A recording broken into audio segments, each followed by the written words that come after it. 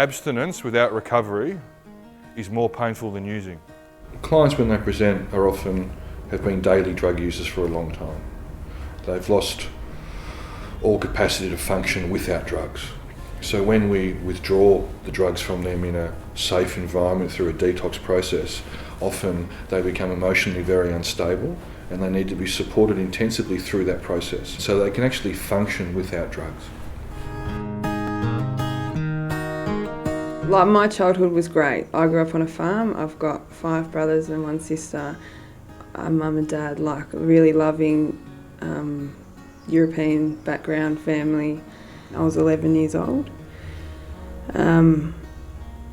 Started smoking pot and stuff, hanging out down the back. We started using magic mushrooms and you know, it just escalated from there. Just got worse and worse and more and bigger and bigger.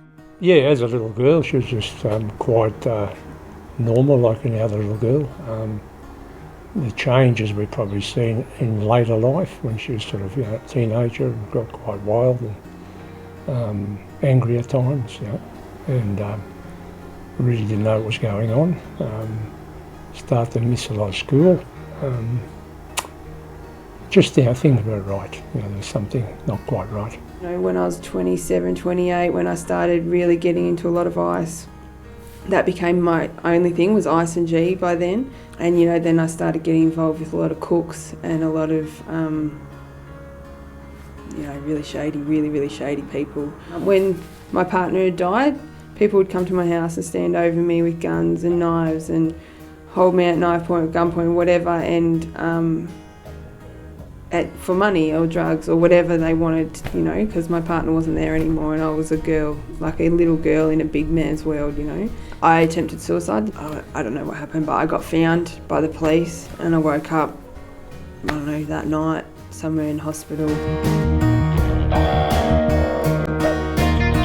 Our women's program in Bacchus Marsh, which is for women, staffed by women, and the results have been exceptional. You might get really stressed about something that isn't probably all that stressful, and it's really good to recognise that this might happen for a day or two and then it'll pass. Has anyone had experience of that? Yeah. Here at the Hated Women's Retreat, we have a range of activities and groups that the women participate in. So we have art therapy, acupuncture, yoga, and it's really about demonstrating that, and the gym, of course, which is about our physical health. It's about demonstrating that recovery and addiction it's not just about the drugs, and recovery is more than about stopping using, it's learning how to stay stopped. Like, my first experience when I walked in, I was like, wow, like I didn't know rehab was available. Like, I didn't know anything was available. I didn't even know what a detox was. Like, I just thought I was a drug addict and I was always going to be a drug addict, and that was the end of it. All I remember is just someone showing me what to do and where to go, and I just followed like a sheep until my brain could catch up and start actually functioning like human. We find that the women who come here often are very, very fragile and quite vulnerable. Not all women, but a lot of women who have a history of substance abuse also have a history of trauma. And we find that just being in a community of other women and learning how to connect, sometimes for the first time with other women, is a really safe and a really healing environment for our clients. And it's not that the longer you stay, the better off you'll be. It has to be the right length of stay. And so the research really tells us that 90 days is pretty much a good time for the brain to start to heal, for new habits to start to develop, and for women and any individual start to feel a bit stronger within themselves. And then after 90 days here, we recommend that people transition into the transitional housing program.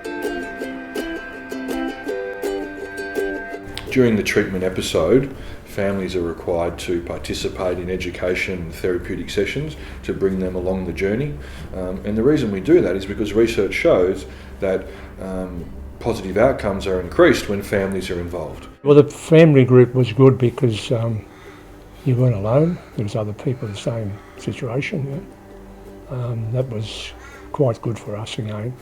and then to learn more about the disease. Like, families have so much to offer, and I think that when a client completes their time here and the families are able to say, I'm really proud of you, I'm so proud of the changes that you've made, you just see people's hearts swell with pride, and it's a very, very healing moment for that individual and for the family.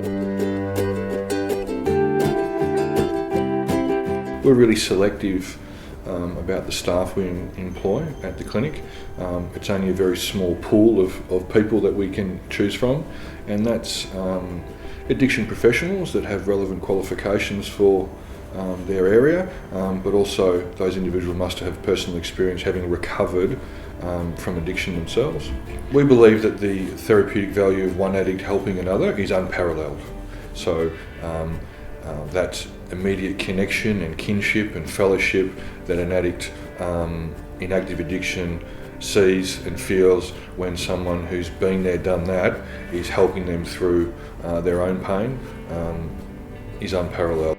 Without the support of people that have experience in addiction, like, you know, the people that could relate to me and that knew what I was talking about and knew the pain that I was feeling, not just something they'd read out of a textbook, was like a massive thing for me. You know, like that you could feel that they understood you. We couldn't talk through it all. There's no way we could get it to go anywhere to get any help. So finally we got into somebody that could sort of talk her language. They'd been where I was, and that meant everything to me. When people come here, it is important to realise that it is hard work, maybe some of the hardest work that they've ever done, and not to frighten people, but this is really a life-changing experience, and we're not mucking around here. This is life or death, and so people really need to be prepared that they're going to have to do some hard work. Like, eventually, somewhere along that line, I started to enjoy recovery, and I started to get benefits, and all that crazy violence and all that stuff just started to disappear out of my life. And, you know, all that time I thought it was the people I associated with and not the drugs. But as soon as I took the drugs out of my life, like, then people went away with it. One of the most enjoyable things to see is the recovery of the family, because every family arrives here extremely stressed, full of fear, full of anger, and a sense of loss that their loved one has been suffering from addiction, is now going into rehab. Drug rehabilitation is not about drugs. It's about learning to live without drugs. It's about finding a new happiness and a new life that we never thought was possible while we were on drugs. It's definitely saved my life, and my family. You know, they were really broken too.